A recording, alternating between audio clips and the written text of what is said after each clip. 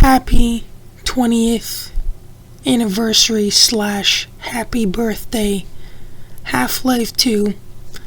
I feel quite blessed to be in this lifetime to experience such a rare case of a 10 out of a 10 game. Truly, I do think Half-Life 2 is a rare case of a 10 out of 10. Has a little bit of everything if you think about action, puzzles, a little bit of horror, even romance if you include the erotic tension between the duo-ship, the partnership of Gordon Freeman, Alex Vance, the sweet aroma, the smell of gunpowder, head crab testicles, and some good old something. Anyway, point is, thank you, Valve, for being so gracious and generous to give us a Half-Life 2 20th anniversary update with some bug fixes, some old stuff being restored, all these kinds of great things that I'm very, very thankful of. Hello everyone, Editor Ted Bundy here. I would also like to add I was very giddy and jumping up and down like a schoolgirl once I figured out the 20th Half-Life 2 anniversary update was a day earlier. Thank you. I just want to say thank you, Valve, so much. Half-Life 2 has always been a special game to me. Really always. It's like my top 5, hell, maybe even top 3 favorite games of all time. I remember getting into it 4 years back from now of 2024, back in February 2020. Really fun stuff. I played it from 8 p.m. to 2 a.m. in the morning. Seriously. I just remember it was on a free weekend sale, and I don't think I realized it was on for that sale, so I could assume that I was quite disappointed when I realized I actually had to buy it with my money after the weekend was over, because I never really paid attention much. But yeah, the game, when I first played, 5 minutes in, I was already attached to it. I was obsessed. I was in love with it. Just remember that first day, I stopped at Ravenholm. Once I got to that part, I was completely scared crapless. I knew what I was in store for. I just remember being so scared that I just gave up for the rest of the night. Because again, to be fair, it was almost 3 o'clock in the morning, so it wouldn't make sense. But I can't recall if I either no-clipped it the next day or later that day. If I no-clipped and skipped Ravenholm, or if I looked up a guide and just kind of speedrun and powerhouse through it. I can't remember. It could have been the first time when I played it. I no-clipped. I might have skipped it. I don't think so. I probably just looked it up, and I more than likely got lost a lot, because back then I just wasn't really. Let's say I wasn't the bright. I still not, but wasn't the brightest back then. I'm still not, but still. I probably did skip it though. Thinking about it now, because I just keep getting the thought of me just no-clipping, just turning on the console and no-clipping, but I could have also just not even realized what the console was, or how to enable it. But I did play TF2 for half my life, or more than half, so I probably would know what the console is, so more than likely use the console to no-clip and skip through it, but I could have just powerhouse through it. I know for a fact the second time I did that, for a fact, I definitely powerhouse through it. I just did complete speedrun. Now whenever I play Ravenholm, it's nothing. But back then it was, whew. Even just a 2-year difference is insane. But I love Half-Life 2. Really, getting into the beta. But before I go into that, yes, I did. I was able to finish Half-Life 2. I think. I'm pretty sure. During the free weekend sale. I could be wrong though. I'm pretty sure I did. I know for a fact 2 months later, on April 2nd of 2020, so same year, I bought the orange box, which included Half-Life 2, and then I had to buy the episodes separately. I don't think I ever play the episodes during the weekend sale. I don't even know if they do go on sale. All I know is that I did do Half-Life 2, loved it. I have like this thing where I always have these mood swings or phases where I get into Half-Life 2 and the beta specifically. I'm just kind of like so fixated on the game, and I'm like spiritually connected, man, to this franchise. And just to keep in mind, during the weekend sale, looking into Half-Life 2, I knew nothing about the franchise. I might have heard some good reviews, some stuff about it here and there, but I knew nothing about it. This is my first time dipping like my toes into the franchise just in general. I never played Half-Life 1 or Black Mesa or any of the other spin-off games. I did now. I have played Half-Life 1 and Black Mesa and, all the other ones like Blue Shift or Opposing Force. I have played those now, but before then, when I first discovered Half-Life, the franchise, I started off with Half-Life 2. Pretty much the most iconic one in the franchise, I think. But at the time, I knew nothing about it, and I say I got quite lucky, really. But like I was saying, bought the game, play it pretty much at least, about at least 2 or 3 times a year. The base game alone. I always play the mods, like I play Raising the Bar or Internal Redux or Dark Interval or whatever it was called. I play a lot of Half-Life 2 mods once in a while. Well, I guess not a lot technically, but I do play some here and there, and it's always a lot of fun, honestly.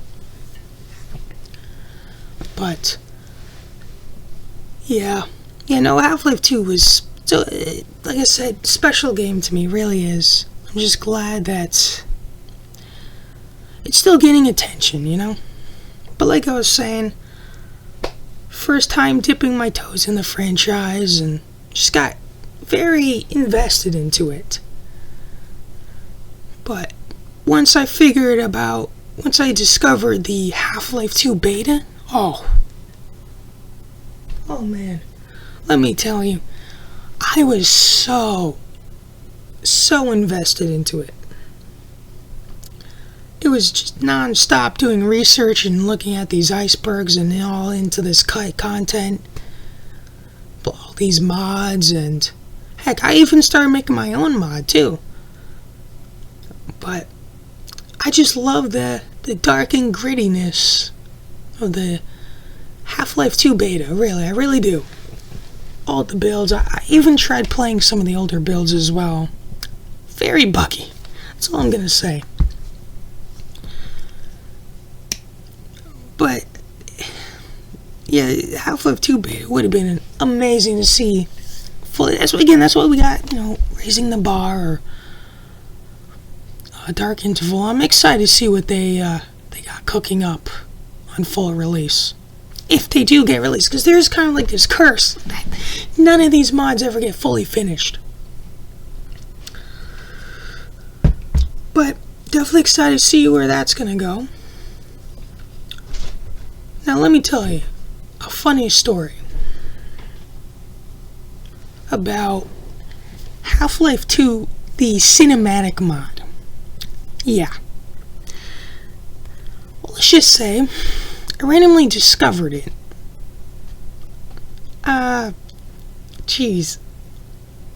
Probably like a year or two after I bought the orange box for for Steam. And yes, I have bought the orange box, the disc itself for the Xbox 360, but I always saw Half-Life 2, but I never thought about playing it. Like, it never crossed my mind what Half-Life 2 was. I'm like, yeah, I'm only there for TF2.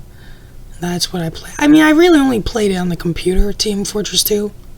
TF2 for short, but I do have a physical copy of TF2 itself that's how I pretty much got into Steam and all these Valve games and stuff like that. Started with TF2 to probably CSGO to Half-Life 2. Actually, I don't know when I got into CSGO, but anyway, I'm getting sidetracked here. But yeah, I found Cinematic Mod. I discovered it and I thought it would look pretty awesome. Little did I know the emotional roller coaster that I was in for. Yeah, that was one hell of a ride. I'll tell you that right now. At the time, I had an older gaming computer that I still own. I still have it, but it's somewhere else right now. But I do still use it. It's not the one I use now. No, this one's my main one. But yeah, a couple years ago, I discovered it and tried to install it. I believe it's like 40 gigabytes. 40, 50, could be 60. It was like 48 or something. And all these parts you have to install, and boy, it was just annoying. You wait like 16 hours. 16 hours for it all to be downloaded. And then the second your internet fails you or goes slightly, like a tiny bit slower. Oh, network error. Had to cancel. Or would you like to resume the downloading? Yeah, yes. Oh, it canceled itself. Never mind. Have to try again. That happened to me so many times. It's unbelievable. It was so annoying. I think that was also the time I had like worse Wi-Fi back then than I do now. But dude, it was just horrible trying to install that mod. Oh my gosh. I had to delete so many things, re-download so many things. And what I mean by re-download so many things, I mean really just the parts, like the 20 different parts that makes you install all at once. And then I had to install it with Mmod, which at the time I didn't know you didn't actually have to do. So I also installed Mmod because I thought that was the part of the process to install Cinematic Mod. Little did I know I was really wrong, wasted extra time with that. And that's because every single tutorial I found or was trying to watch involved Cinematic Mod. I had to install it involved Mmod, which I guess people just prefer Mmod for the guns and maybe some of the VFX or something, I don't know. It's like more of a classic vanilla, while Cinematic Mod has better aesthetics or something like that. I don't know. Either way, I deleted so much stuff for storage. And then I deleted something I really shouldn't have. Let's just say it removed my administrator privileges, which I learned the hard way. Trying a couple weeks later, I tried to install BlueStacks, and at the BlueStacks.exe, you have the pop-up saying, would you like to give admin to BlueStacks? And I'm like, yes. Keeps giving me an error. You don't have the administrator privileges to do this, or something like that. It popped up some dumb message, and it was annoying, whatever. And I kept saying, yes, I would like to. I'm like, what do you mean I lost my admin privileges? I ended up realizing I put 2 to 2 together and realized, oh crap, I uninstalled something I really shouldn't have. Yeah. But and funny thing is, while trying to install the Cinematic Mod, I ended up getting a virus that kept giving me like these medical ads or something, right? Nothing crazy, just these really disgusting medical ads for, I don't know, pharmaceutical companies for all I know. I didn't care. about some fat old lady blowing something out of a flapper, like skin, like a flap of skin or something like that. It was like blowing up or something. I have no idea. It was pretty weird though. But it gave me a virus trying to install all this stuff. And I think I got it off torrent first. I don't even remember where I got the parts from. But I think I got off ModDB. But I could have also used torrent because maybe I didn't find everything successfully. It just didn't work while trying to install the cinematic mod. But either way, I got a virus. And that was the first time, and ever since then, I've used Malwarebytes. Which the only reason why I ever even was aware of his existence was because of Some Ordinary Gamers, or Mudahar. You probably know him. But he always recommended it as a basic anti-malware system or thing, and I've installed it, used it ever since, and it worked. It got rid of my malware problem, or my virus, and yeah, I never did that again. I'll tell you that right now. But at the end of later that night, I was able to play it, and midway through the cinematic mod, I'm like, yeah, this ain't worth it, and I ended up just uninstalling it. But hey, despite all the viruses and the removal of something very important in my computer, something pretty vital, I'd say, as Ted Bundy would say, Hey, at least it worked. Yeah, at least it worked. Yeah, at least I was able to play cinematic mod. At what? Sacrificing so much for something so little. But hey, like I said, at least it worked. Yeah, no, not worth it. By the way, I did end up reinstalling cinematic mod later down the line on my main rig now, the computer I use now. And I have played it through. I completely played it, finished it. It's a good mod. I will admit, it's a good mod. I will say, it is crude. It's very sexual, like over-sexual. People complain even about the NPCs or the models. Like, dude, that's not even a problem. You know what's the problem? Is the over-sexual graffiti, like all this pornography in the form of graffiti. Not to mention the big old black whopping dildo in Alex Vance's room. And I will say, that thing's bigger than mine.